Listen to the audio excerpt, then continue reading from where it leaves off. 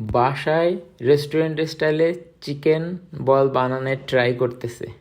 আমি আগে থাকতেই জানি যে এটা হবে না রেস্টুরেন্টের মতো, কারণ বাইরে যেরকম আমরা চিকেন বল খাই সেগুলো আসলে অনেক সুন্দর করে বানায়। যদিও এখানেও ওইরকমই চেষ্টা করতেছে, বাট আমার জানা মতে হবে না হয়তোবা।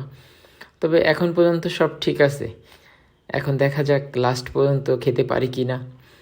তো চিকেন বল সিদ্ধ সিদ্ধ হচ্ছে, হালকা সিদ্ধ করে নিতে হয় হয়তোবা।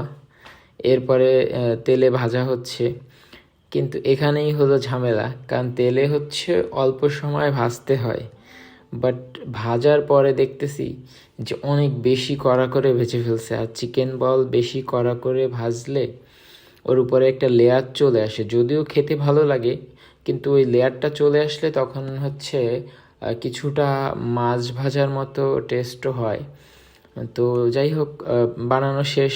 তো আদার্স সব ঠিক আছে, বাট এখন খেয়ে দেখার পালা যে আসলেই কি টেস্ট ঘরোয়া টেস্ট না রেস্টুরেন্টের টেস্ট।